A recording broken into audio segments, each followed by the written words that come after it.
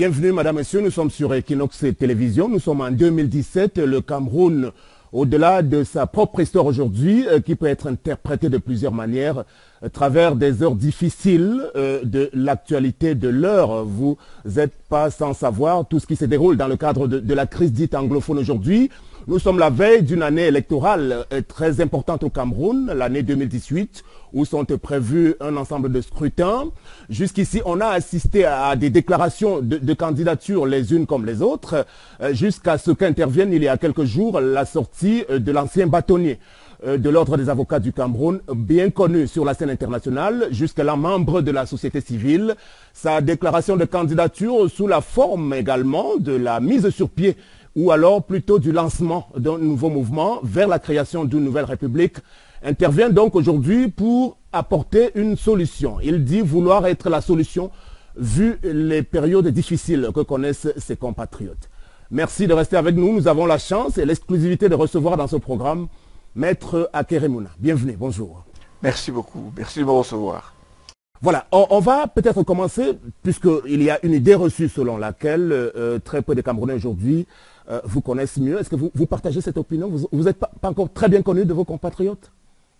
Mais je pense que je suis plus ou moins connu. Vous avez dit société civile, ça veut dire que je mène une vie qui m'a amené à côtoyer, n'est-ce pas, le citoyen camerounais depuis mon inscription au barreau, depuis mes activités comme bâtonnier, et en fin de compte, à travers mes activités dans Transparency International, je pense que je suis plus ou moins connu. Évidemment, il est vrai qu'il y a peut-être de plus jeunes qui ne me connaîtraient pas vraiment, et aussi certaines personnes qui feignent clairement de ne pas me connaître.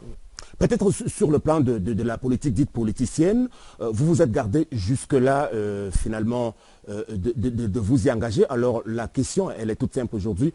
Pourquoi maintenant vous avez des éléments qui vous ont amené à vous jeter à l'eau dans la bataille? On a parlé d'un certain opportunisme. Comment vous réagissez à cette perception qu'ont une bonne majorité de Camerounais aujourd'hui dans le cadre de votre déclaration? Bah écoute, une bonne majorité ne sait pas, mais ce que je dois vous dire d'ores et déjà, c'est quoi? C'est le fait que dire que je commence maintenant, c'est pas exactement vrai.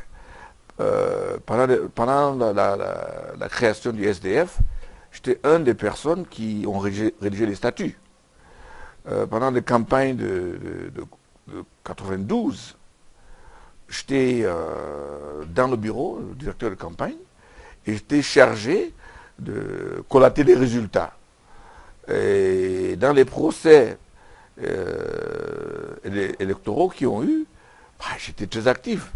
Comme membre de Transparency International, que j'ai fondé moi-même, j'ai eu à observer et aussi à faire un rapport sur les élections. Donc, je n'ai pas été très loin de la chose politique. Donc, dire que je viens maintenant, c'est mal me connaître. Et comme vous avez dit sur le plan international, j'ai eu à observer des élections dans plusieurs pays et aussi j'ai fait partie du mécanisme africain d'évaluation entre les peuples qui ne fait que l'évaluation des pays sur le plan d'entreprise, économique, social et politique. Je ne fais que ça. Donc vraiment, je pense que c'est de quoi je parle. Pourquoi maintenant? Maintenant parce que notre pays est à la croisée des chemins. Et c'est le devoir de tout citoyen de voir comment il peut faire pour aider la situation. Et en ce qui me concerne, je pense vraiment que je rassemble une expérience qui me permet de me positionner comme faisant partie de la solution, avec beaucoup d'autres Camerounais. Donc c'est là le point de départ. Opportunisme, on peut le dire, mais je dis toujours que l'opportunisme a deux éléments.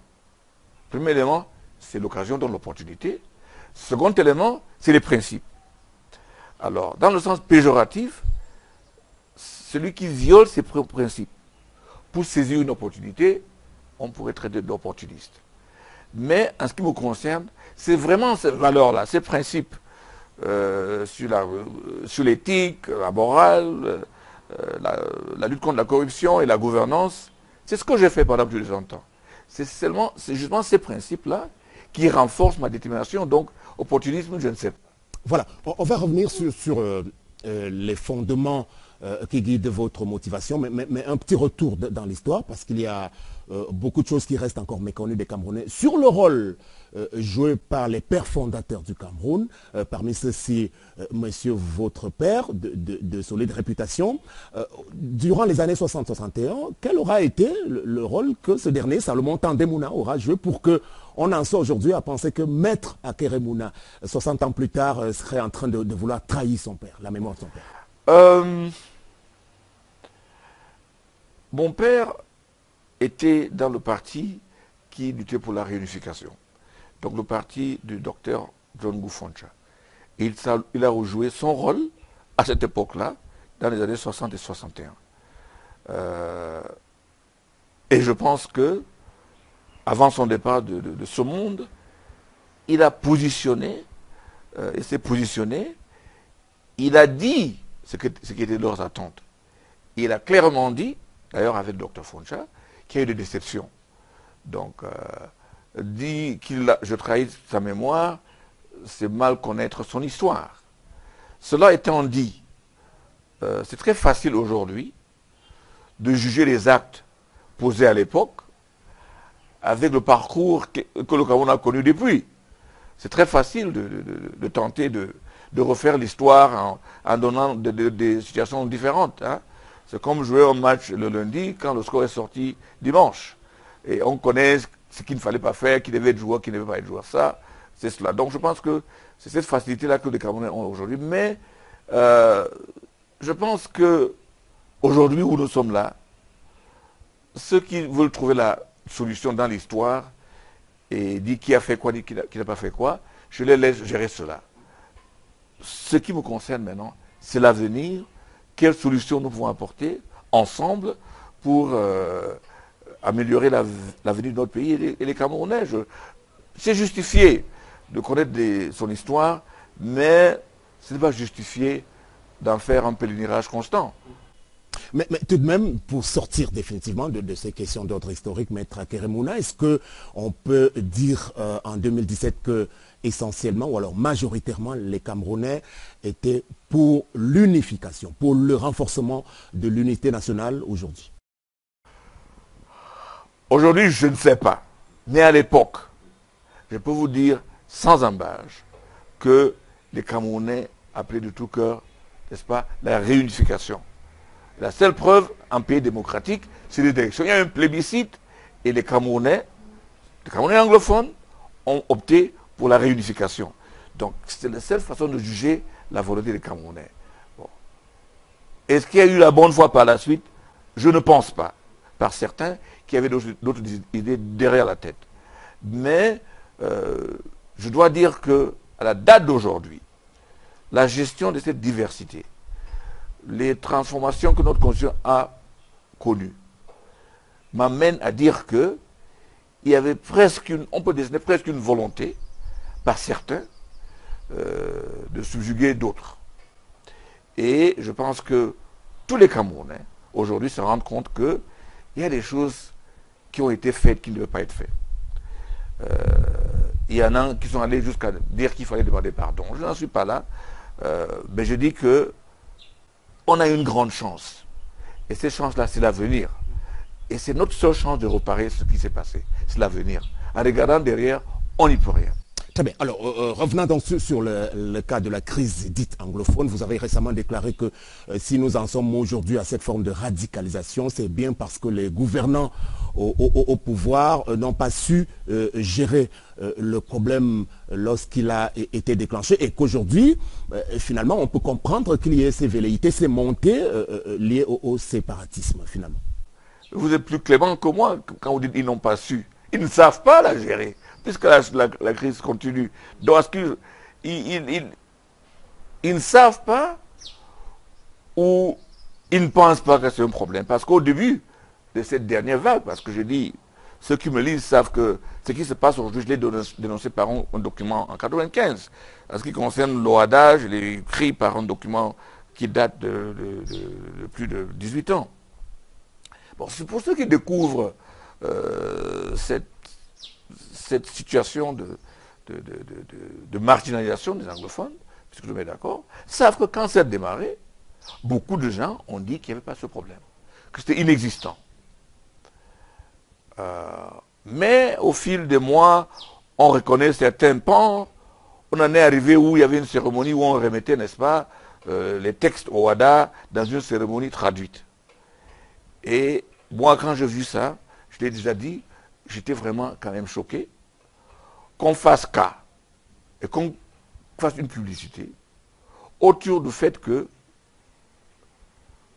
on traduit un texte en anglais dans un pays où on dit que l'ignorance de la loi n'est pas une excuse. Ça veut dire que une bonne partie des Camerounais étaient gérés dans un cadre juridique sans avoir accès au texte. Alors justement, lorsque la crise éclate, on se rappelle, vous faites bien de nous le rappeler à votre tour, que c'est bel et bien partie du corps des avocats auxquels vous appartenez. Donc on peut très logiquement les présenter aujourd'hui, ces avocats-là, anglophones peut-être essentiellement, comme ayant été les allumeurs, les pyromanes aujourd'hui. Quel est le rôle qu'ils peuvent apporter, les avocats camerounais, plus globalement aujourd'hui, pour nous aider à sortir de là? Pyromane, je ne sais pas. Je ne pense pas que les avocats le sont. Si vous repartez un peu derrière dans l'histoire du Cameroun, le multipartisme advient, et qui a commencé dans le Cameroun anglophone, au nord-ouest pour être précis, était à l'époque de Barthélemy Black. Donc, les avocats sont la voix des sans-voix et sont des gens qui sont des déclencheurs d'alerte dans la société. Par leur profession, et les journalistes d'ailleurs, je dois dire, ils fonctionnent tellement proches des citoyens qu'ils ont l'avantage de voir ce qui ne va pas et de pouvoir dire ce qu'il faut faire. Et donc, je pense que le mot pyromane, je dirais même plutôt pompier. Parce que si on avait entendu ces avocats et ces professeurs, on aurait beaucoup épargné. Au contraire, on a organisé un dialogue en trompe-l'œil pour ensuite les arrêter. Je ne sais pas si on ne peut pas même dire que ce dialogue permettait d'identifier ce qu'il fallait arrêter, puisqu'après on les a tout pris. Donc, le rôle des avocats était déterminant, c'était clair, c'était structuré, mais hélas, on ne les a pas entendus, et les choses se sont empirées, et j'ai même écrit un article dans lequel je disais très bien que si on n'entendait pas maintenant, cette tempête allait se transformer en tornade, quelque chose comme ça, j'avais dit.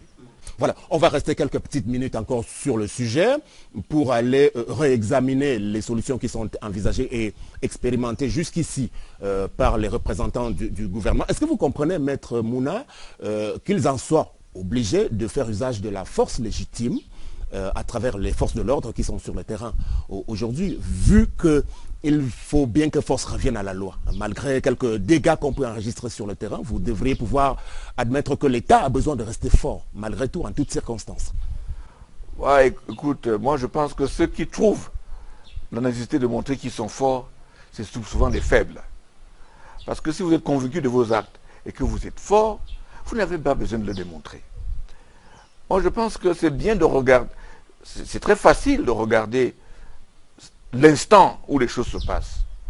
Mais si un État provoque des citoyens, quand ils sont vraiment, quand ils sont en mal dans leur peau, et ces citoyens réagissent, et vous venez maintenant vous montrer que c'est vous qui avez la force, je regrette, c'est une force mal utilisée.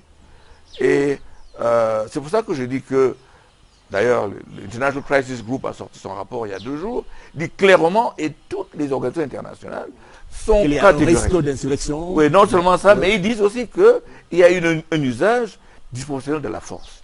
Parce que quand vous traitez avec des gens qui n'ont pour seule arme que des branches de plantes, et vous faites usage des armes, pas des balles blanches, mais des balles réelles, je pense qu'il faut quand même se poser la question. Je pense qu'il y avait plusieurs façons de traiter ce truc, cette crise, ces malheureux incidents. C'est en écoutant, en dialoguant.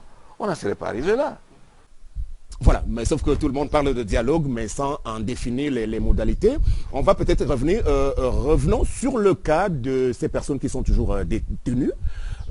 Quelle est, de votre point de vue, la meilleure manière de les faire sortir de prison? Ou alors vous comprenez que par ailleurs, tout le monde n'ait pas pu bénéficier de cette vague de libération autour des personnes arrêtées à la base? Mais écoutez, quand j'avais fait une requête au chef de l'État proposant la libération de tout le monde, je le faisais sur une base légale. Parce que je sais qu'il y a eu des débordements, je sais qu'il y a eu la provocation, je sais qu'il y a des Camerounais qui ont exprimé, n'est-ce pas, leur colère. Et je me suis dit, pour un nouveau départ, il faut vraiment repartir à zéro. Il faut que tout le monde soit libéré. Second plan, c'est sur le plan juridique. Les avocats qui étaient à l'audience, les premières audiences, ont demandé que l'affaire commence.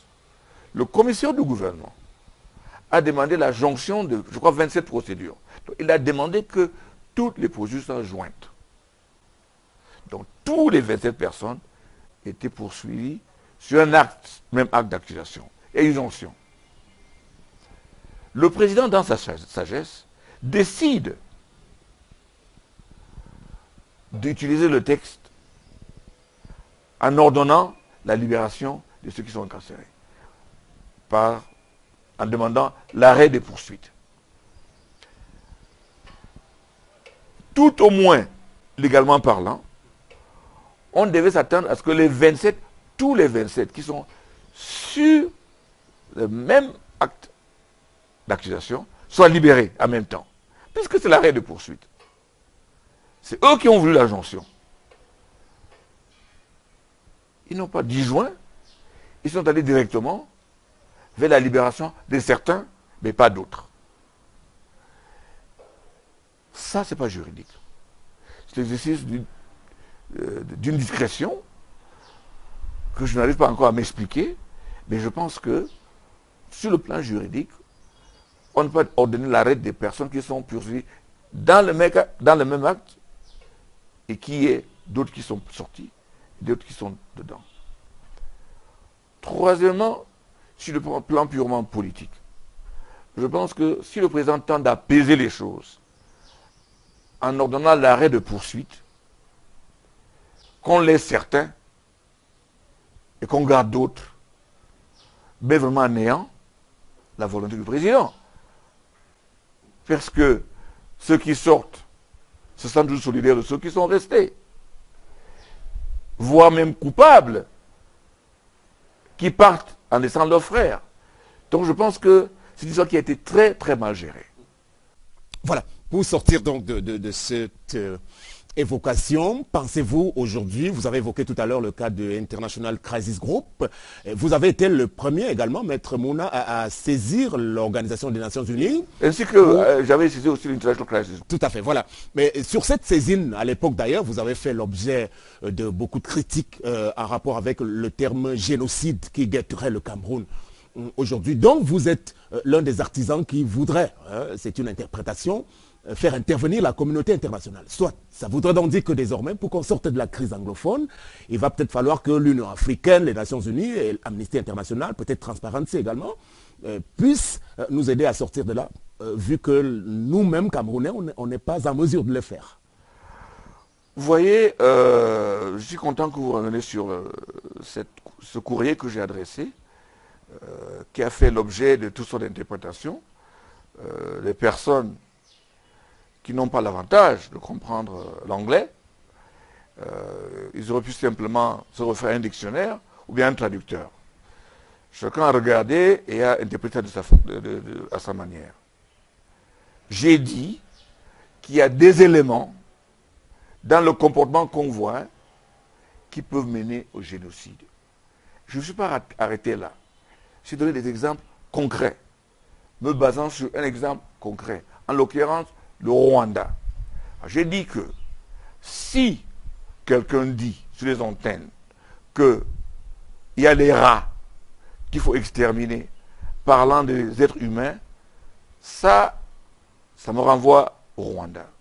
Si quelqu'un dit que les citoyens sont des chiens, que s'ils sortent dans la rue, ils vont en voir ce qu'ils vont voir, ça me renvoie au Rwanda. Si un ministre du gouvernement appelle des citoyens terroristes, ça me renvoie au Rwanda. Si encore, sur les plateaux d'une télévision, quelqu'un se permet de dire qu'il faut qu'on renforce les troupes à Bamenda, dans le nord-ouest, il faut qu'on visse, qu'on fasse des calais-calais, qu'on les malmène, et non seulement que même à Yaoundé, où il y a des quartiers, où il y a des anglophones, il faut qu'on aille voir, parce qu'ils jubilent quand ça se passe au nord-ouest, je pense qu'il y a problème. On est en train de faire exactement ce qui se passe dans un pays, dans une période avant génocide. Ça veut dire quoi? On délimite un groupe, on leur donne des noms, on les traite d'une menace pour le reste, et puis on les mate. C'est ce qui se passe. Alors, j'ai dit, faisons attention. C'est Kofi Annan qui le disait lui-même. Le génocide commence par une personne tuée. Et je pense qu'il faudrait qu'on fasse attention. Je pense que j'ai déclenché l'alerte, et c'est ce que j'ai fait. Et je le referai. Et je ne pense pas que j'ai mal fait. Vu la tournure des choses sur le terrain, vous pensez que vous êtes toujours dans cette même logique? Vous ne vous êtes pas trompé peut-être? D'ailleurs, sur le nombre de victimes... Je pense que c'est une bonne chose parce que je suis content de l'honnêteté de ces Camerounais-là parce qu'ils ont demandé pardon, ils ont rétracté ce qu'ils ont dit. Il n'y a que le membre du gouvernement qui persiste, c'est-à-dire que, bon, dans des terroristes. D'ailleurs, moi avec, vous savez très bien, j'ai été interpellé à la gendarmerie, moi aussi accusé de terrorisme, de toutes sortes de choses. Donc, je pense qu'aujourd'hui, je suis content que je l'ai fait. Les gens sont plus conscients, le débat est vif, les gens voient le danger, et vos collègues ont retiré ce qu'ils ont dit. Je pense que c'est très brave et honnête de leur part. Donc je pense que c'était bien de sonner l'alarme, qu'il faudrait qu'on fasse attention. Donc... Mais sauf que ça ne suffit pas jusqu'aujourd'hui. Maître Akeremouna, comment on en sort finalement? Est-ce qu'on peut envisager l'envoi de casques bleus par exemple? C'était ça le sens de la question. Moi, je pense et puis le dialogue qui a été invité. Nous avons un problème durement camerounais. Oui. Le seul problème que nous avons, c'est quoi? C'est le fait que il y a plus de confiance, pas seulement entre les anglophones, mais confiance entre le peuple et le gouvernement. Il n'y en a plus, absolument plus. Faute à qui? Je dirais par ceux qui gèrent la cité. Dites-vous bien, dans les années 90, début 90, le débat sur la forme de l'État était vif. Suivant les élections de 92, où certains anglophones pensaient que, bon, Frundi n'a pas gagné parce qu'il était anglophone. Résultat, la montée du mouvement anglophone. Ils ont fait l'anglophone, All Anglophone Conference. Je viens à répondre à votre question. Et il y avait donc cette montée. Et l'aboutissement de cette montée de ce sentiment anglophone était une demande vraiment très forte pour le fédéralisme.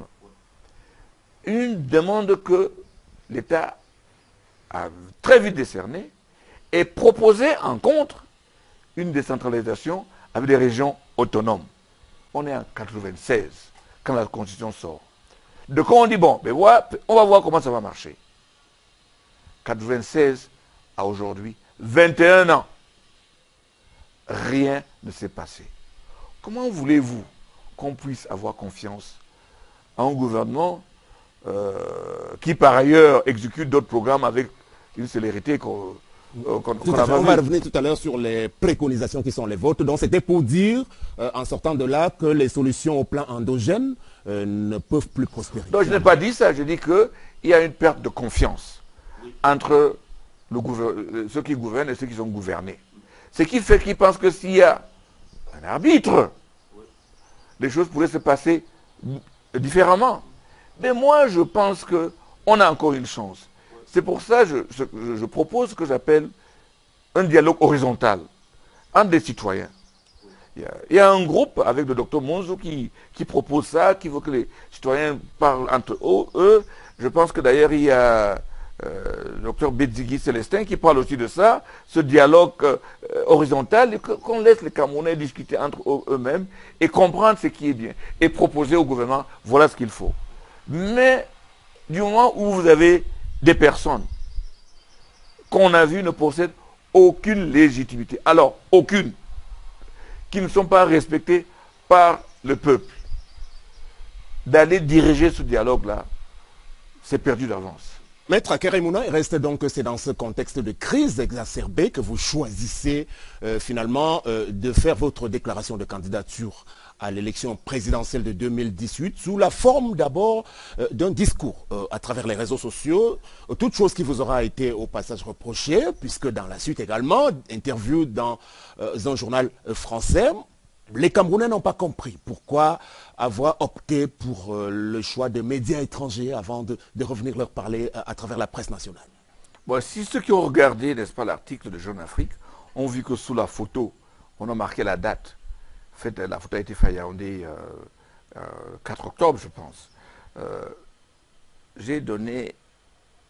Jeune Afrique était ici pour un reportage normal sur le Cameroun, sur le problème anglophone.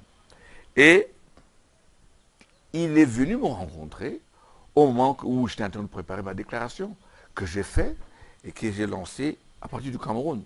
Donc, ils ont eu la chance de pouvoir saisir l'opportunité.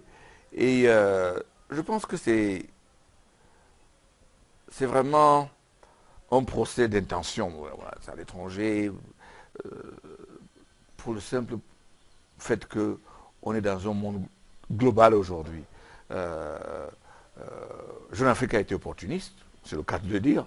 Ils étaient là quand je travaillais sur la déclaration et je l'ai avoué sans embâche. Donc je ne pense pas que ça devrait être pris comme cela. Et j'avais un problème de calendrier. Tout de suite après, j'avais 3 réunions.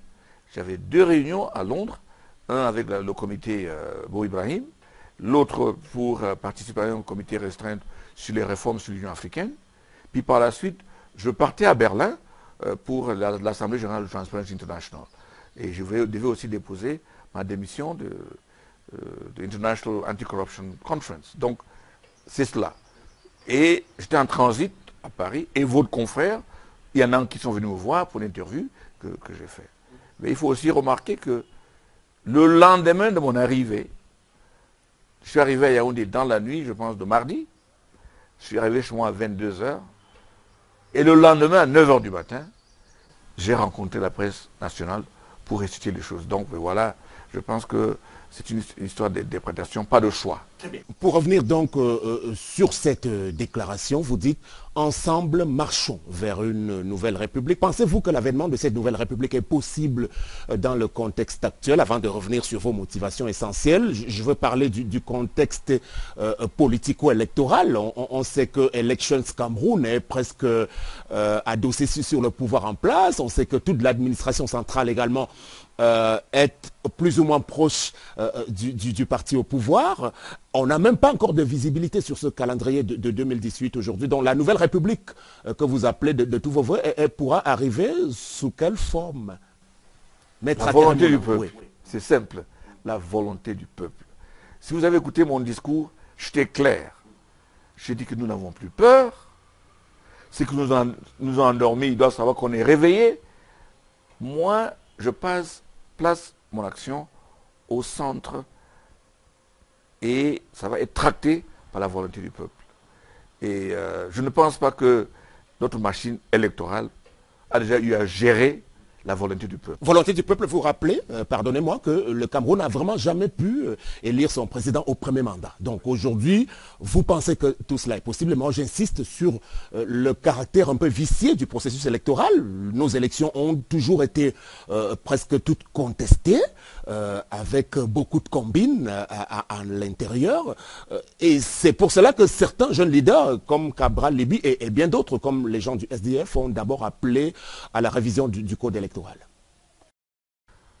Je pense que appeler à la révision du code électoral maintenant peut constituer une distraction. On est à moins d'1 an de la convocation du collège électoral. Donc ça doit se faire au moins 92 jours avant. Donc je pense qu'on est juillet, il faudrait convoquer. Donc c'est peut-être 9 mois, on est là. Moi je pense que, puisque vous parlez de Cabral Libye, il a vu juste, le président est élu la dernière fois entre 3 et 4 millions de voix. Mais il y a combien d'électeurs en fait? Entre 12 et 15 millions d'électeurs. Qu'est-ce qui se passe avec les autres qui n'ont pas voté? Donc je pense que le peuple doit comprendre qu'il a le pouvoir de choisir son leader en s'inscrivant et en votant. La meilleure machine contre la fraude, c'est le vote massif et la volonté du peuple. Ils l'ont appris en Gambie. Donc c'est rien de neuf. Ceux qui pensent qu'ils ont des textes qui permettent de produire le résultat qu'ils veulent, doivent s'apprêter aussi pour une surprise que va leur fournir le peuple. Voilà, le peuple, l'alternance. Sur les dernières élections, dans le début des années 92, vous déclarez mercredi dernier à Yaoundé que le leader du SDF, vous le pensez, de façon péremptoire, a bel et bien gagné l'élection de 92. Est-ce que vous pouvez le redire avec toute la certitude du monde pour qu'on puisse le retenir ainsi? Je vous ai dit à l'entame de ce programme que j'étais dans l'équipe qui était chargée de compter les voix. Les voix qui nous sont parvenues, venant des bureaux électoraux, que j'ai eu à additionner, donnaient John Fundi gagnant. Il faut que cela soit clair. Première chose. Seconde chose, avec cette conviction, j'ai saisi la Cour suprême en annulation, avec les preuves à l'appui. Les dirigeants du SDF, pour des raisons qu'ils maîtrisent mieux, ont décidé de retirer ce procès. Le président de la Cour suprême, aujourd'hui retraité, un juriste que je respecte, a dit qu'il aurait pu examiner la requête de SDF qui semblait être le plus sérieux, mais cette requête avait été retirée. C'est lui qui ne permettait pas de l'examiner.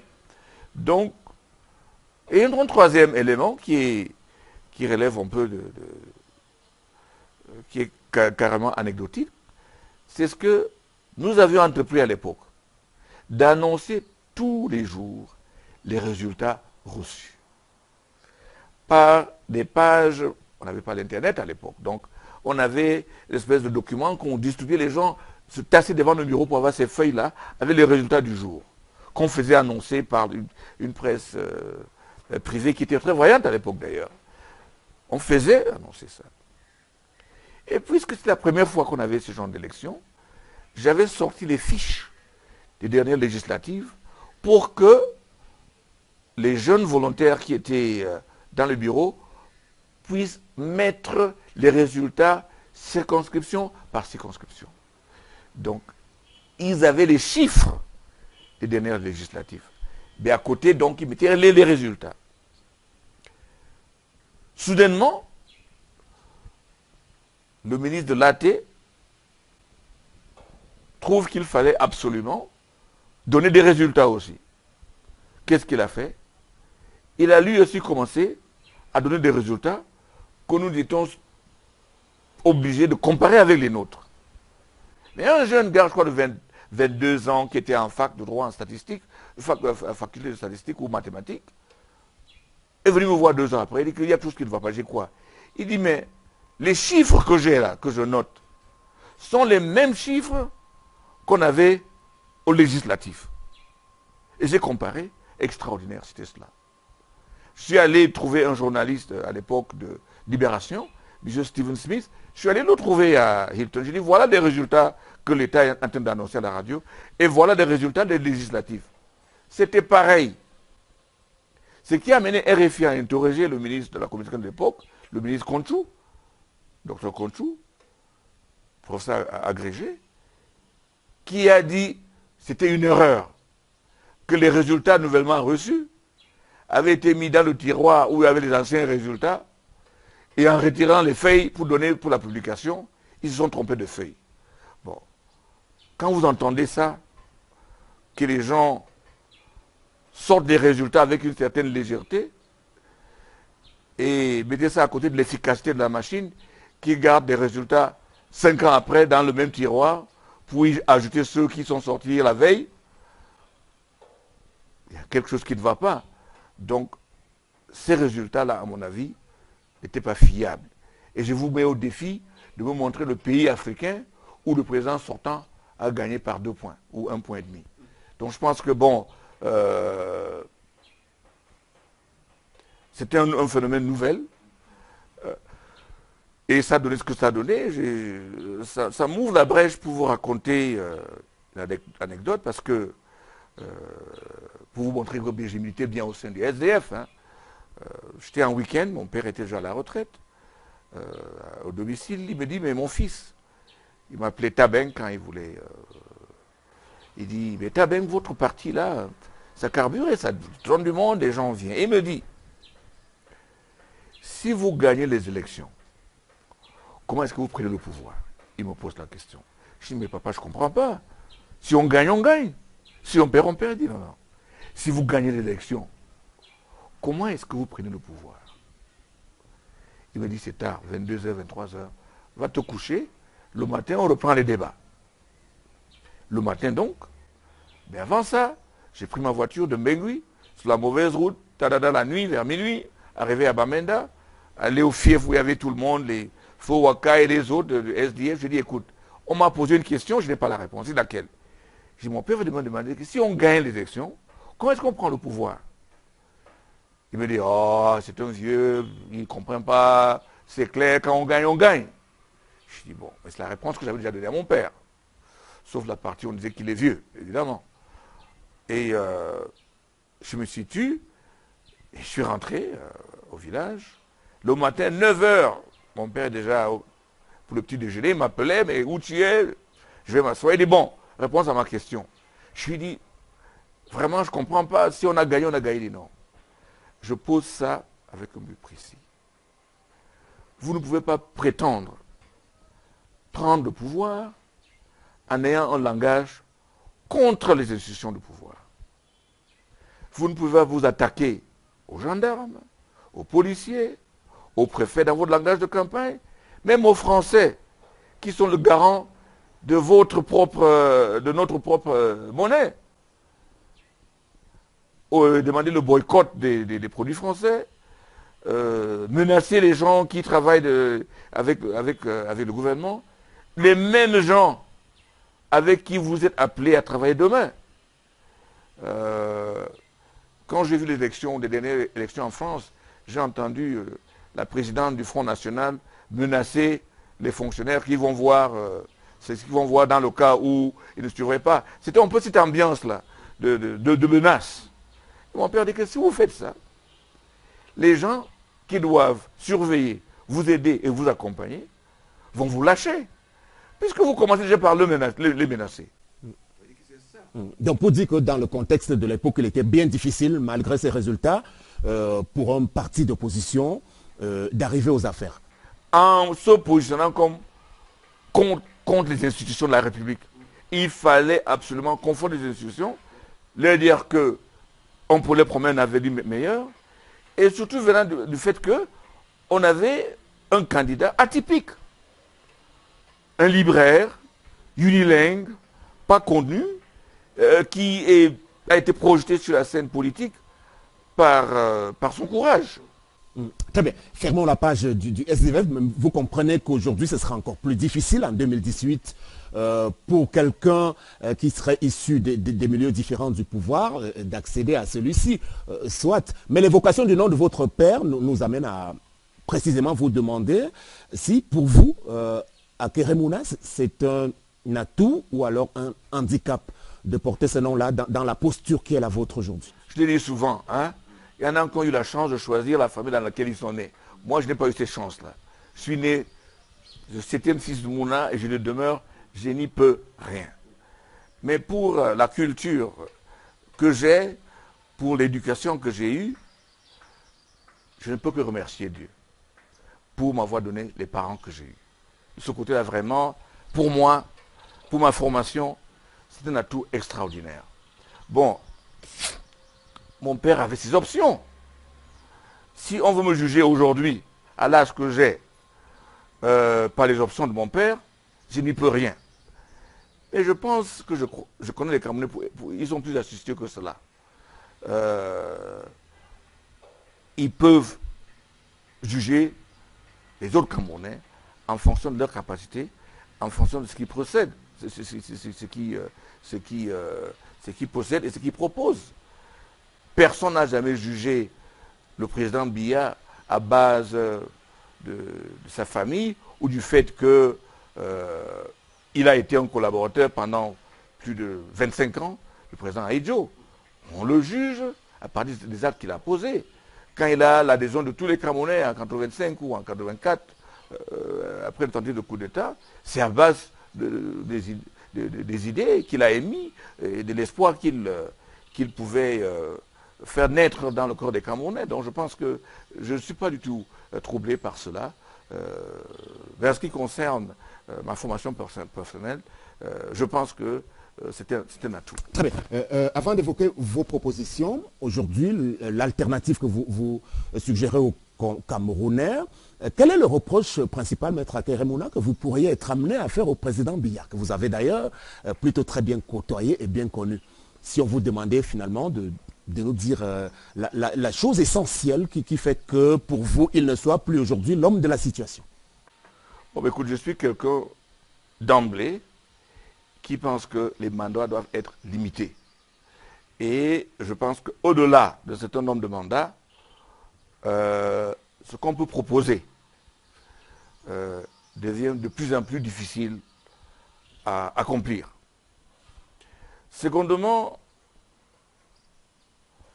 se dire critique des règles du président Biya, il a son style qui participe beaucoup de la délégation. Donc, mais les bénéficiaires de cette délégation ont fait tout et n'importe quoi. Et le pays se trouve aujourd'hui à genoux. Donc s'il y a un reproche, c'est cela, de laisser beaucoup de choses au temps. Bien sûr, des fois, il finit par servir, mais je pense que c'est cela. Vous voulez le disculper de la responsabilité première en tant que chef de l'État, puisque vous parlez de ce que peuvent avoir fait ses collaborateurs aujourd'hui? Je ne suis pas en train ni de l'inculper ni de le disculper. Je pense qu'il faut qu'on soit clair. Oui, essayons de juger l'homme d'État. Paul Biya, quelle est la perception que vous avez de l'homme d'État qu'il a été? Voilà. Ouais. Il faut qu'on soit clair. Il avait ses options pour ce qu'il a fait. Moi, je suis proposant, je ne suis pas opposant. Il faut qu'il soit clair. Je pense que mon style sera un style différent. Un style qui vous amène à être très proche du peuple. D'ailleurs, j'aime citer Mme Banda, l'ancienne présidente de Malawi, qui a dit que pour être président, il faut être amoureux. Amoureux, c'est une histoire d'amour entre le peuple et son président. Donc je pense que il faut cette proximité du peuple qui vous permet de les entendre clairement. Et je pense aussi que il y a des secteurs qui devaient être au cœur des soucis d'un pays comme le nôtre, qui ont été plus ou moins négligés. Peut-être on en parlera quand vous allez parler de mon programme, comme je l'ai parlé. Donc, mais je pense que le système de délégation que le président a instauré a permis aux uns aux autres de faire du n'importe quoi. Et dans un système politique, le responsable, c'est le dirigeant. Donc, voilà. On a quand même passé une belle trentaine d'années sous la houlette du chef de l'État camerounais. Je voudrais vraiment insister là-dessus sur le jugement qu'on peut avoir de ces derniers en tant que président de la République du Cameroun pendant toutes ces années. Autrement dit, est-ce que le choix de M. Ahidjo porté sur le personnage Paul Biya aura été bien ou mal pour le Cameroun? Mais écoute... Parce que c'est bien le président Ahidjo qui a jeté son dévolu. Et le président Ahidjo lui-même a donné son jugement sur le successeur qu'il a choisi. Il a dit qu'il était fourbe, il a dit qu'il était hypocrite. C'est le président Ahidjo qui parle. Moi, je le cite. Donc, ça, c'est une appréciation de son choix. Mais quand le président Biya prête serment, il place son premier mandat, ou bien sa présidence, sous le principe de moralisation. Mais je pense, à mon avis, qu'après le tentative de coup d'État de 84, quelque chose a changé. Et ceux qui sont autour de lui ont confondu la survie de la République avec la survie du président de la République. À partir de ce moment, je pense que les jeux étaient tronqués et on commence à regarder plus vers le président que plus vers le peuple. Donc les textes qu'on fait, on renforce le pouvoir des gens qui ne sont pas votés, on renforce le pouvoir de l'administration centrale, on écarte les autres personnes de la gestion de la politique.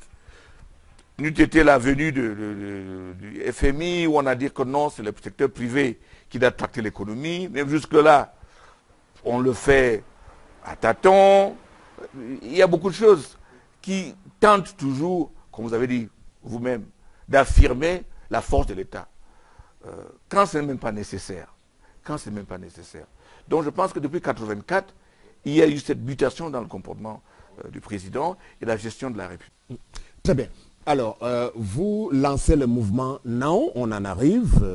D'où est partie l'idée et qu'est-ce que c'est? C'est un mouvement à connotation politique disposant de la personnalité juridique ou alors c'est juste un appel à un rassemblement de toutes les personnes qui seraient intéressées? Oui, ça c'est un appel à un rassemblement. Un appel qui porte en même temps l'urgence dans laquelle nous nous trouvons. Si nous étions encore malades, je dirais qu'on est dans la salle d'urgence. Je dirais qu'il faut rapidement, maintenant, voir venir cette nouvelle République. Qui va prendre en compte le changement dans la démographie. La jeunesse est majoritaire. Qu'on prenne en compte les femmes quand même. Les femmes sont à 50%, ou même au-delà, plus de 50%. Mais je pense que les droits de femmes sont vraiment lésés. Je le dis tout le temps, on ne peut pas imaginer que notre pays a qu'une seule ambassadrice. Qu'une seule. Vous regardez même les dernières élections qu'il y avait au niveau de l'Union africaine. Je crois qu'on a fait 8 ou 9 candidats. L'Union africaine prône la parité. 5-5, 2-2, 1-1. Nous avons envoyé une liste de 9 candidats où il n'y avait qu'une seule femme. Donc, je pense qu'il faut voir. On parle de la jeunesse. Comment on peut gérer sans prendre leur avenir en compte? Un membre du gouvernement m'a raconté une histoire selon laquelle ils étaient dans une réunion et un de ses collègues a dit « Mais on parle de 2035. Est-ce que toi et moi on va être là? Pourquoi on nous embête avec l'histoire de 2035 ?» C'est un peu cela. Je pense que il faut donc, à cause de la démographie, ça urge de voir des dirigeants qui sont en phase avec ces évolutions-là. On parle de l'ère de la numérisation. Là-dessus, nous freinons. Vraiment, nous freinons sur des choses basiques. Le péage, le côté foncier, les permis de conduire, la consolidation des différentes listes qui ont les mêmes bases, les actes de naissance. Ça veut dire que je suis convaincu désormais que ce freinage-là, c'est exprès. C'est parce qu'on est bête, parce que partout dans le monde, les Camerounais excellent dans ce côté. Si vous partez à Silicon Mountain, vous allez voir des jeunes Camerounais incroyablement intelligents dans le secteur. On a même eu un jeune de 17 ans qui a gagné le prix de Google. Donc je pense qu'il y a des choses qui doivent être faits. Mais pour répondre plus concrètement à votre question, il faut absolument, maintenant, qu'on ait une politique qui est au centre du peuple et son développement. Et vous avez dans votre déclaration rappelé que vous disposez bel et bien, vous, à Keremouna, de connaissances suffisamment pointues aujourd'hui en matière d'évaluation de la gouvernance. Et l'une des choses qui ont longuement freiné le Cameroun, c'est bel et bien au niveau de la lutte contre la corruption. Vous êtes un des acteurs majeurs de Transparency International et jusque-là, même de votre temps, malgré toutes les dénonciations qui avaient été faites, le Cameroun n'a vraiment pas pu renverser la donne en matière de corruption au Cameroun. Comment pensez-vous pouvoir... Seulement si vous êtes chef d'État aujourd'hui, que la corruption peut retourner... Pas du tout. On a un problème systémique. Ouais. Donc on peut réparer et agir sur les symptômes, mais tant qu'on ne change pas le système, si vous parlez du problème foncier, les fraudes dans la matière foncière disparaissent avec l'informatisation. Vous avez vu ce qui s'est passé avec les cartes d'identité et les passeports.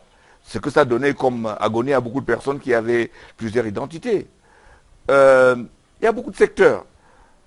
Qu'est-ce qui fait de sorte qu'un responsable qui part à l'étranger en mission ne part pas avec une carte de crédit? Pourquoi doit-il partir avec tout un sac bourré de billets de banque? Ce n'est plus à l'époque. Donc je pense qu'on a un problème systémique qui est... Qu'est-ce qui se fait que pour aller au Rwanda, vous et moi on peut décider aujourd'hui, on va sur l'ordinateur, on remplit les fiches, et on prend l'avion, on arrive là-bas, on paye je crois $50 ou 25, et on entre avec le visa. Pourquoi? Simple payage au Cameroun. Pourquoi est-ce qu'on doit avoir des gens là en train de... Quand il y a des systèmes qui permettent... La manipulation des fonds. Oui, justement, c'est ça, et je pense que c'est cela. Il faut éternellement qu'on se retrouve avec des caisses et des caisses de billets de banque. Voilà, donc vous dites aujourd'hui aux Camerounais, Maître Keremouna, si vous êtes aux affaires, vous avez la formule magique pour nous éloigner définitivement du fléau de la corruption. Maintenant, pour rendre une atmosphère, et là j'emprunte au président Kagame, tolérance zéro. Ce n'est pas parce qu'il y a les prisons et les tribunaux qu'il n'y a pas de voleurs. Mais ça veut dire que si vous amusez, si vous attrape, le président Kagame l'a dit lui-même, il dit, Maître Bouna, je ne peux pas vous dire qu'il n'y a pas la corruption au Rwanda, mais si on vous attrape, mon frère, mon cousin, quelqu'un de ma famille, il n'y a pas de discrétion. Vous allez passer. Donc, ce qui fait qu'au Cameroun, je dis toujours dans mes discours, que je ne connais pas un pays en Afrique où vous trouverez un premier ministre, un secrétaire général à la présidence, des hauts dirigeants de pays en tôle. Mais aussi, il y en a aussi dehors, qui donnent l'impression que ceux qui sont dedans, ce n'est pas une discrétion. Et ça, on peut pousser ça plus loin. Parce que les Camerounais disent même que ceux qui sont dedans, là, c'est parce qu'ils ont cherché à prendre le pouvoir. Mais qu'est-ce qu'ils disent indirectement? Que si au Cameroun, là, vous pouvez voler autant que vous voulez, tant que vous ne touchez pas à la politique. Si vous le faites, c'est un moment qu'on vous prend. Et ça, c'est dangereux. Donc je pense qu'il faudrait qu'il y ait un état de droit qui permet à tout le monde d'être logé à la même enseigne. Très bien. Alors, on va revenir, restons dans les éléments de motivation de votre déclaration. L'actuel président du Ghana, M. Nana Akufo-Addo, qui est un de vos amis, si je peux me le permettre, lors de la cérémonie, c'est une anecdote, vous le confirmez, vous infirmez, de son investiture, à laquelle vous avez pris part à son invitation. Il vous aurait demandé à quand votre tour pour le Cameroun. Bon, écoute, il est avocat comme moi, je le connais depuis de longue date. Bon, je pense qu'il a dit dans ce cadre-là, je ne vais pas lire dans ses déclarations quelque chose autre que ça, mais votre confrère Jeune Afrique en 2009 avait dit à Keremouna, successeur possible et même probable. Justement, pourquoi vous, revenons sur cette question essentielle, pourquoi pensez-vous être l'une des solutions aujourd'hui? Parce que d'aucuns trouvent que c'est un peu prétentieux de votre part, Maître Keremouna, d'arriver comme ça, vouloir être à la tête d'un État comme le Cameroun. Vous trouverez prétentieux de prétendre à un concours pour passer parce que vous pensez que vous avez la capacité. Vous direz à quelqu'un qui veut être commissaire qu'il fait le concours, il est présomptueux, qu'est-ce qui vous demande d'être commissaire? Je pense que j'ai rassemblé les connaissances qui me permettent de faire cela. Je l'ai fait dans un autre cadre, je vois les problèmes qui se posent, j'ai proposé des solutions, je pense que j'ai la formation. Je trouve l'élection comme un concours. Et c'est au peuple de décider si j'ai la capacité de le faire. Et j'estime, il faut d'abord savoir se connaître. Et je pense que j'ai la capacité de le faire. Et je pense aussi que je suis à même de convaincre les Camerounais. Et je pense que je le ferai pour les convaincre que je suis à même de une solution aux mots que nous avons. Et si c'est ça la prétention, ben soit. Très bien. Et parmi vos atouts, effectivement, on évoque le fait que vous soyez plutôt parfaitement bilingue aujourd'hui. Est-ce que vous adhérez à la thèse selon laquelle il faudrait, à la suite de 2 présidents d'obédience francophone, qu'un anglophone puisse arriver finalement au pouvoir? Est-ce que vous ne surfez pas un peu autour de cette idée-là qui commence à être bien entretenue aujourd'hui, vu le contexte également? Exactement, c'est très bien posé. Mais je pense qu'il faut voir les problèmes là, comportement par comportement. Il est normal que l'anglophone s'interroge que depuis avant presque 56-57 ans d'indépendance, est-ce qu'il faudrait dans cette République que la première personnalité anglophone soit dans la 5e position?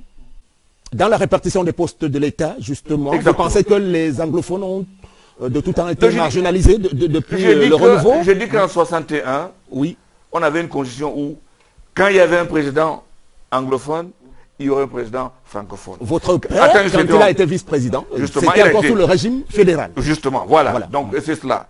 Mais si on se retrouve aujourd'hui, vous avez le président de la République, francophone, le président du Sénat, francophone, le président de l'Assemblée, francophone, le président du Conseil économique et social, francophone, puis la 5e personnalité anglophone, qui est donc le Premier ministre.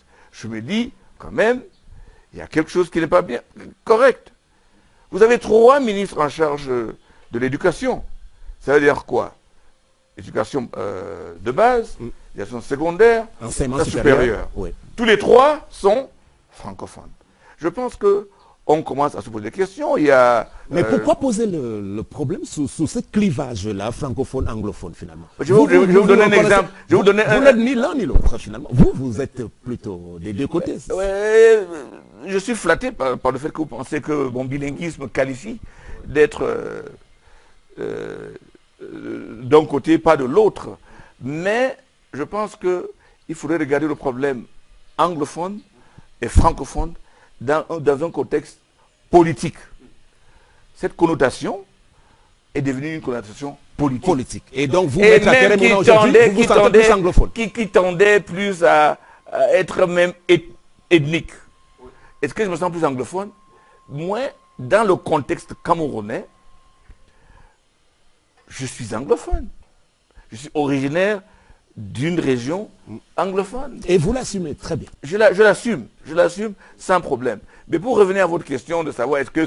Donc, je voulais dire que c'est normal que l'anglophone se dise, mais après 57 ans d'indépendance, est-ce qu'il y aura un jour un anglophone? Est-ce que le fait que Froundi n'a pas réussi, ce serait parce qu'il est anglophone? Donc c'est une question qui peut être posée. Mais ce n'est pas là-dessus que je me base. Par mon parcours, j'ai été élu à 2 mandats du barreau du Cameroun, par un barreau majoritairement francophone. J'ai été élu président d'un des organes de l'Union africaine, proposé par la Côte d'Ivoire, un pays anglophone.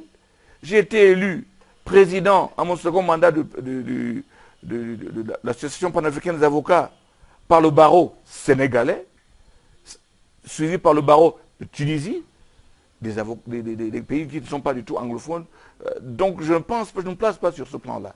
Je pense que je suis un Camerounais qui a des connaissances, qui peut trouver, avec d'autres Camerounais, la solution. Je pense qu'il faudrait qu'on parte de cela. Mais cela étant dit, il n'est pas concevable aujourd'hui qu'on ait des dirigeants à un certain niveau qui soient unilingues. Au Canada, c'est clair, vous pouvez voir ça. Ce n'est pas normal que j'aille à Kousséry, où tout le monde est francophone, et il faille faire recours à un interprète. Ce n'est pas normal.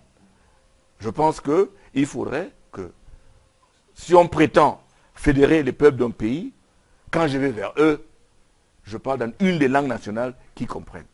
Pour moi, c'est un atout, c'est même une nécessité. Voilà. Autre idée reçue, on va encore revenir malheureusement sur vos origines aujourd'hui, parce que beaucoup pensent également que votre assez longue proximité avec le pouvoir en place, vu les circonstances, d'ailleurs au passage, l'une de vos sœurs a régulièrement été nommée ministre vous disqualifie en quelque sorte aujourd'hui de vouloir vous ériger en contradicteur de ce pouvoir-là. Et d'ailleurs, beaucoup pensent également que vous auriez pu bénéficier de beaucoup de privilèges et avantages du fait de cette appartenance-là. Qu'est-ce que vous avez à répondre à cela? Écoutez, moi, je vais vous demander de souffrir un peu, que je vous réponde de façon exhaustive. Parce que je pense qu'il faudrait, une fois pour tous, écarter certaines histoires qui sont colportées. Et je dois commencer d'emblée à réjouir du fait que personne ne parle de ma compétence, ni de mes connaissances. On parle de choses qui sont accessoires. Je suis aussi content pour vous que vous n'ayez pas un parent qui est en prison. Parce qu'on dirait peut-être que peut-être vous-même, vous avez un frère qui est en prison, que peut-être vous-même, quelque part, vous êtes aussi pénalement responsable. Mais soit. La proximité avec le président Biya, c'est ce que je souhaiterais avec tous les Camerounais avec le président. Est-ce que j'ai une proximité? C'est pas ce qu'on appelle proximité. Parce que je suis à Yaoundé. Yaoundé a plus de 2 millions d'habitants. Est-ce que c'est pour cela une proximité? De nier le fait que quand mon père était vice-président de la République, le président Biya était secrétaire général, donc qui nécessitait une certaine relation de travail. Le président Biya partait des fois à Boya, dans des cas des dossiers définitifs, quand mon père faisait l'intérim pour le président Aïjo, qui était hors du pays. Donc, nier cela, ce serait nier l'évidence. Nier le fait que mon père a été aux affaires pour une période, ce serait nier l'évidence. Mais, à part cela, on dit bénéficier. Moi, ça me fait rigoler. Je suis rentré du Cameroun, inscrit au barreau de Londres en 1978. J'ai attendu 4 ans. Pendant que mon dossier tournait, avec un père qui était supposé être deuxième personnage, dans les administrations, ça tournait. Je m'en suis plaint chez mon père. Il m'a dit, allez-y, on peut vous ralentir, mais on peut pas vous arrêter. J'ai souffert 4 ans avant d'être mis au grand tableau. J'étais stagiaire, avocat stagiaire. Quand je voulais rester en Angleterre, exercer le métier comme avocat tout court. Heureusement pour moi, j'avais un frère aîné qui avait son cabinet, je travaillais avec lui. Donc, est-ce que c'est cela, bénéficier du système? Je n'en sais rien. Je me rappelle, je suis entré dans le bureau du directeur qui devait me recevoir. Il a pris mon dossier. Il dit que votre frère est déjà avocat. Pourquoi vous voulez être avocat? Je lui ai dit, monsieur le directeur, je suis avocat. Je ne veux pas être avocat. Il regarde, il me dit, ah, les anglophones avec les faux diplômes. Allez attendre. C'est ce qu'il m'a dit. Bon, alors, j'ai subi cela. Je suis resté par amour pour mon pays, parce que je pensais que les choses vont changer. Donc, dès que j'ai eu des avantages, m'amuse un peu trop. Quand mon père était aux affaires,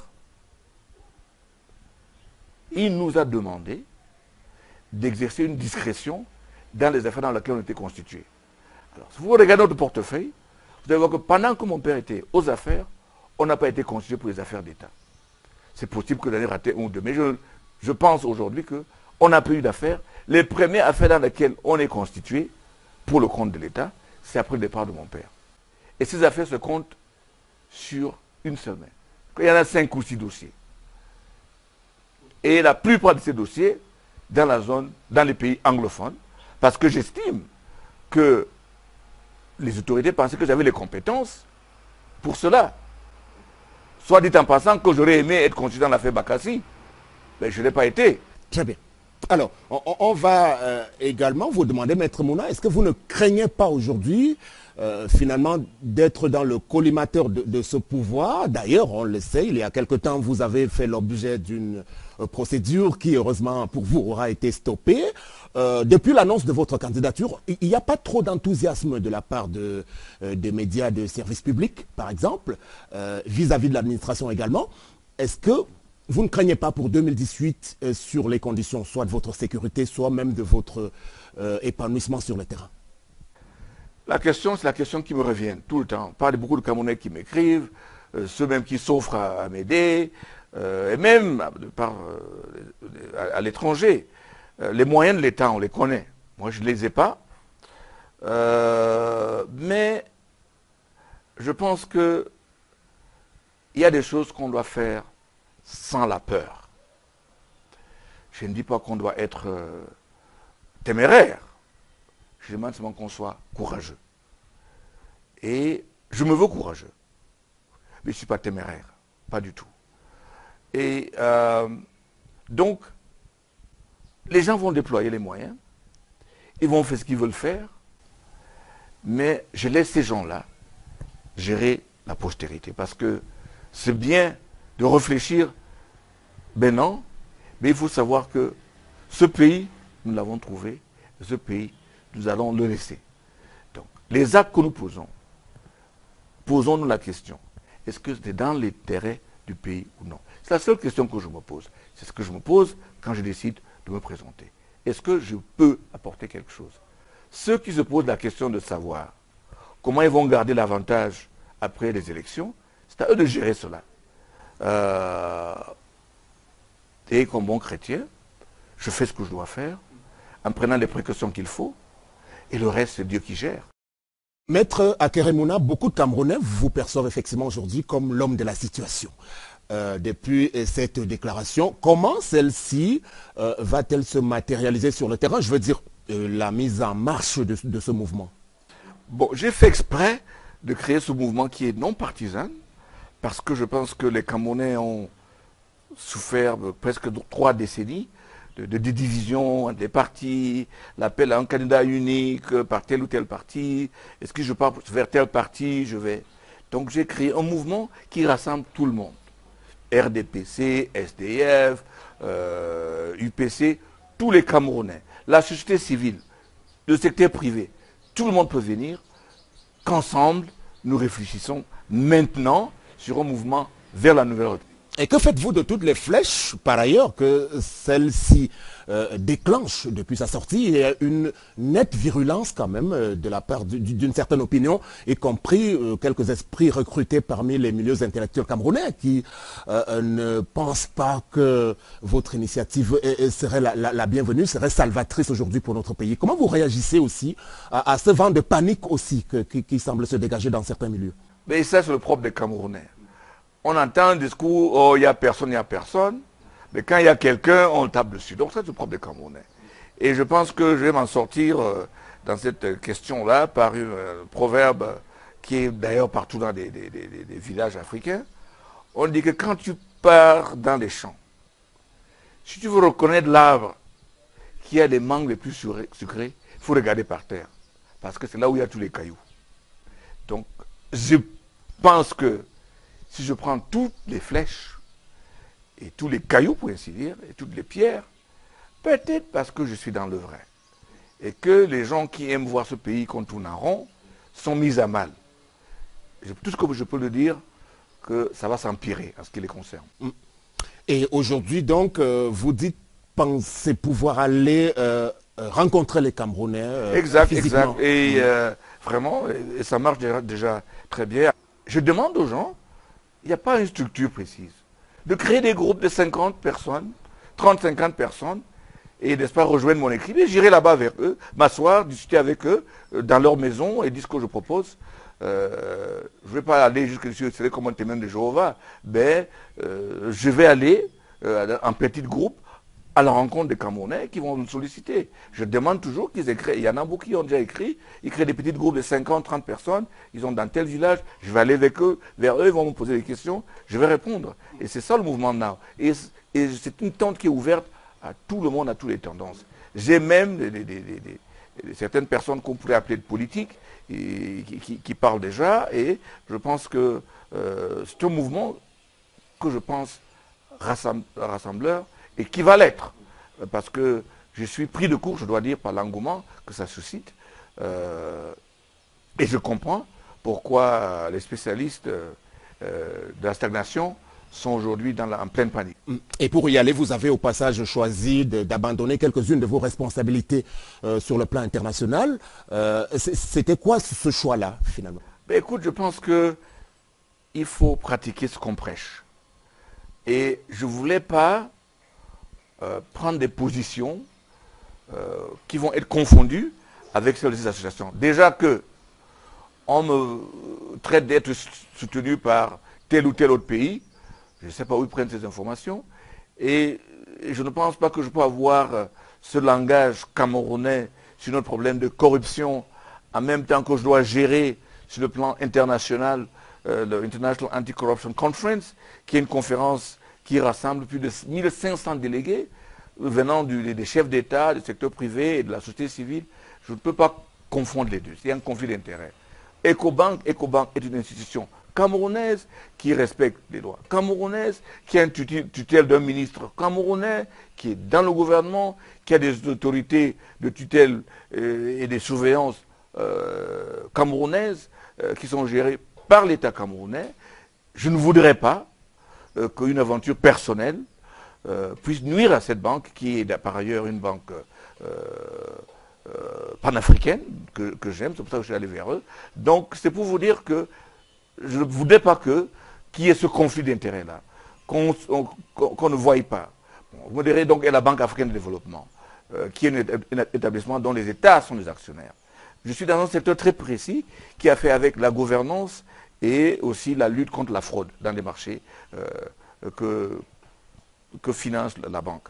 Je suis en train de parler avec la banque pour voir s'il pourrait y avoir un conflit d'intérêts. Mais de toutes les façons, je suis plus porté à partir de là, avant la fin de l'année, à moins que la banque me dise, nous ne voyons aucun inconvénient. Parce que vous savez très bien, je suis présent du panel de vérification de l'association, de la Fédération internationale des associations d'athlétisme. Donc le président est l'anglais Sébastien Cour, le vice-président d'ailleurs c'est le colonel Kalkaba. Je suis président du tout premier panel d'ailleurs de vérification et qui traite sur l'intégrité des gens qui veulent être élus ou bien nommés par cette association.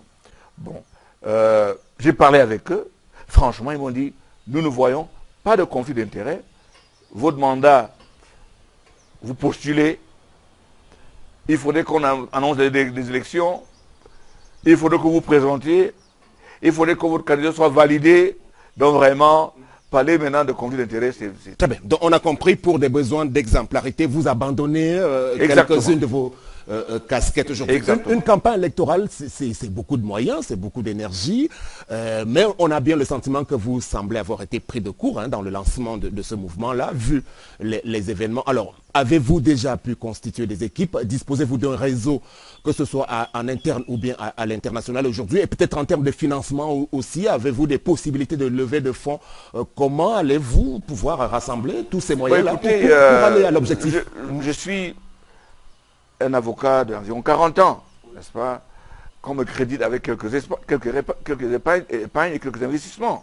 Premièrement. Secondement, je veux faire de cette campagne le tout premier financé par le peuple. C'est la seule façon de connaître leur intérêt, la seule façon de les amener à s'engager, c'est la façon de les amener à surveiller pour que ce pourquoi ils ont payé ne soit pas volé. Ça veut dire quoi? On est en 2017, on n'est plus en 2011, ils ont des téléphones, je vais faire appel à eux, d'ailleurs ça va être lancé, 200 francs, c'est tout ce qu'il faudrait. Prenez votre téléphone, Orange Money, MTN, Money, 200 juste francs. 200 francs. 200 francs, c'est tout ce qu'il faut. Mais c'est un titre symbolique ou bien c'est vraiment... C'est un titre pour permettre de voir l'engagement des Camerounais et ça peut financer. Ça, c'est ce que me disent mes conseillers. Je pense que 200 francs, c'est bon, pas plus. On vous prédite aussi quand même de disposer des financements à l'étranger. Est-ce que vous n'avez pas quelques réseaux en place? J'invite ceux-là d'aller regarder ce que disent les textes camerounais sur le financement venant de l'étranger. Ils vont être plus édifiés.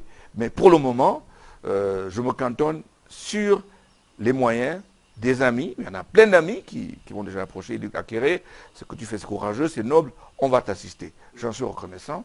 Mais le système sur lequel je vais me baser, c'est les citoyens. Je vais voir s'ils m'acceptent. Parce qu'en fait, ça va être ça le premier scrutin. C'est ça le premier scrutin. S'il y a une levée de fonds énorme, à 200 francs la personne, je pense que ceux qui planifient une fraude auront une explication à donner. Que ce monsieur qui a pu lever tel montant, ça veut dire tel nombre de Camerounais. Comment ça se fait qu'au moment du vote, c'est différent? Je pense que ce sont les défis que nous allons tous relever. On est en 2017, on n'est pas en 1917. Est-ce que vous n'envisagez pas une forme de coalition oui, certainement. J'ai parlé de cette ouverture-là. D'emblée, je vous dis, je ne serai pas candidat indépendant. Parce qu'être candidat indépendant veut dire qu'on ne peut pas faire avec les autres. Donc de ce côté-là, il faut qu'on l'oublie. Donc vous devez adhérer à un parti politique, forcément. Je ne dois pas adhérer. Je dois être présenté par un parti politique. C'est ce que dit le texte. Donc, j'entends et j'espère être présenté par des partis politiques qui décident. Et je dois aussi dire, dans le même ordre d'idée, si les partis politiques se mettent ensemble, m'invitent et me disent, voilà la personne que nous voulons, voilà ses options, et nous pensons que selon tel critère, il est à même de porter le mandat, nous vous invitons à vous joindre à nous, je le ferai. Ça, c'est un combat pour un objectif, pas le combat pour une personne. Et de ces partis politiques dits de l'opposition au Cameroun qui ont accompagné la longue marche de notre démocratie ou de notre démocratisation, quelle est la perception que vous avez de leur action, autant qu'ils sont ces partis différents de leurs idéologies avec leurs différents leaders? Je pense que beaucoup de ces partis ont fait preuve de naïveté.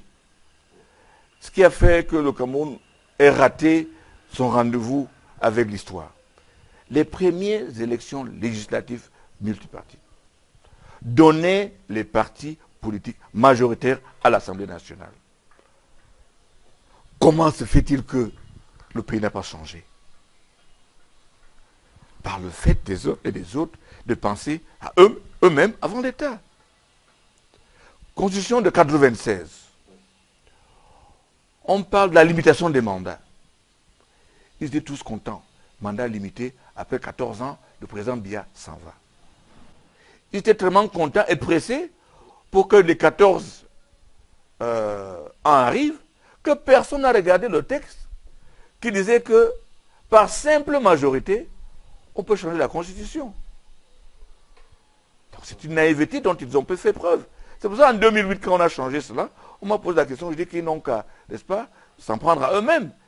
Ils devaient regarder la Constitution et s'assurer que cette clause pour eux qui était essentielle soit protégée.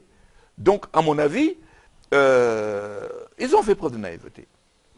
Et cette incapacité de présenter un candidat unique m'a toujours surpris. Mais cette fois-ci, on va faire avec. Parce que le peuple lui-même va choisir son candidat unique en votant pour la personne qu'ils estiment être le candidat unique. Vous parlez beaucoup de peuple tout au long de cet entretien. Est-ce que vous voyez le Cameroun connaître un scénario un peu à l'image de ce qui se vit au Togo ces derniers jours ou encore ce qu'a connu le Burkina Faso, et même pourquoi pas le printemps arabe, c'est-à-dire qu'à un moment donné, un ras-le-bol peut s'exprimer au Cameroun de la part de ce peuple-là? Oui, je pense que... Qui pourrait descendre dans la rue? Voilà, je pense que 2018, c'est à l'occasion de ceux qui gèrent la chose publique de savoir qu'ils n'ont pas le droit de frustrer le peuple dans leur choix. S'ils le font, ils auront affaire avec le courroux du peuple.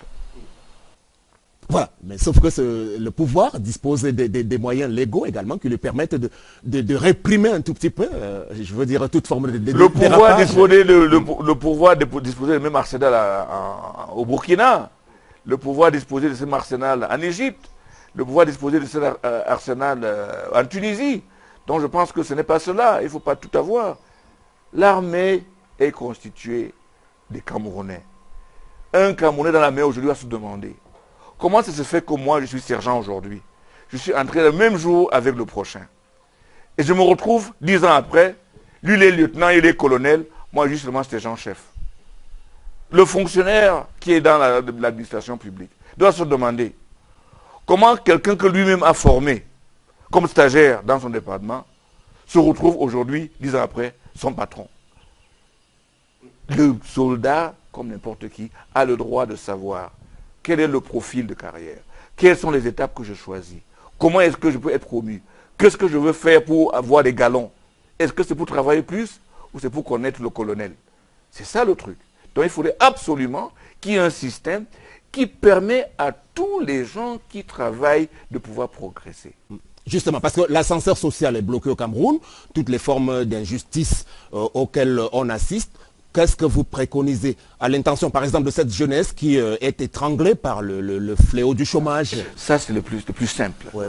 Il faudrait que le travail soit récompensé. C'est pas un peu démagogique de le dire comme ça, que c'est plus simple? Non, mais c'est démagogique. Parce que même dans les pays occidentaux, on n'a jamais vraiment réussi à Ah, juguler le chômage. je vois les choses différemment. Oui. Je vois les choses différemment.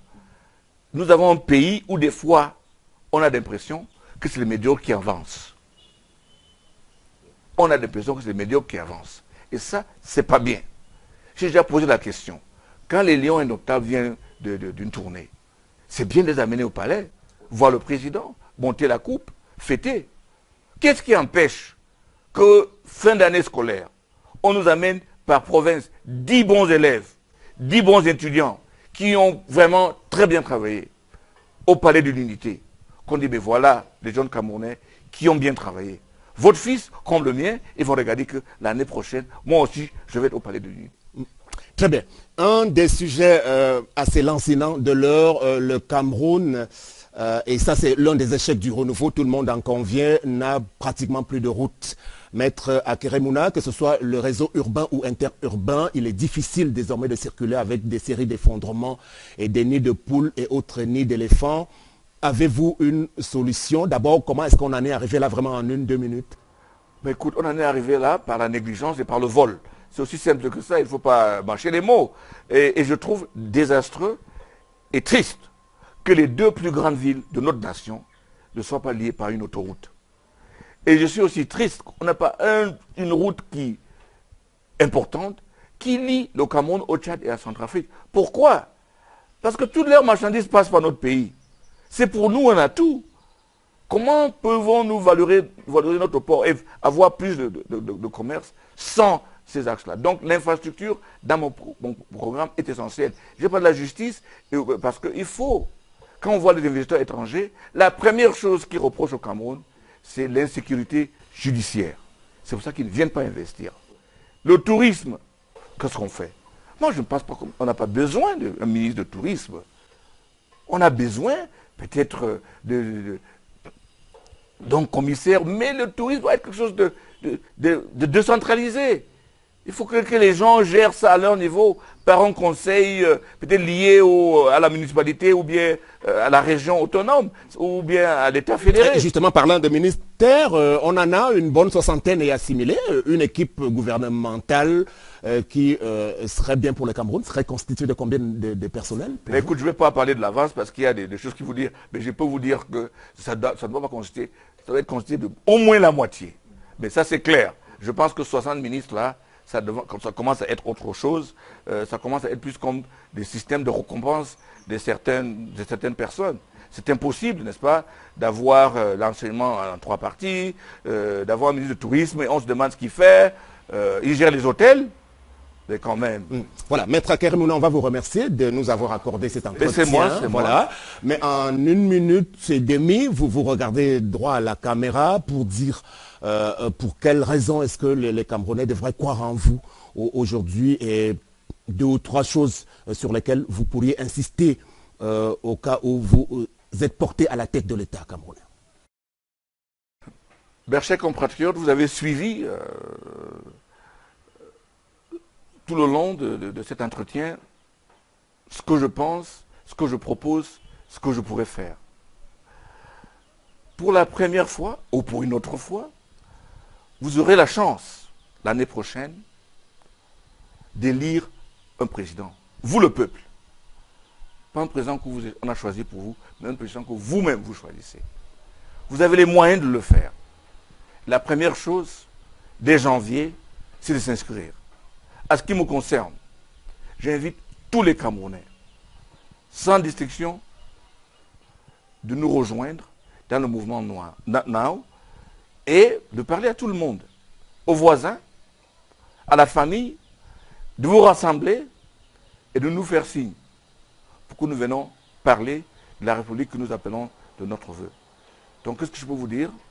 C'est remercier ceux qui ont bien voulu parler avec moi et vous rappeler que le changement, c'est now. Et comme ça, on irait vers une nouvelle République. Je vous remercie.